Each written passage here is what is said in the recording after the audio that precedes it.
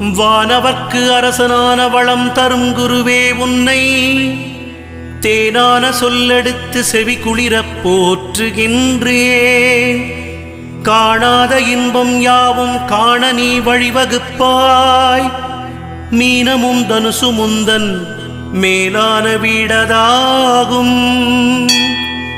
பொன்னிறமுல்லையொடு புஷ்பராகத்தை ஏற்றாய்.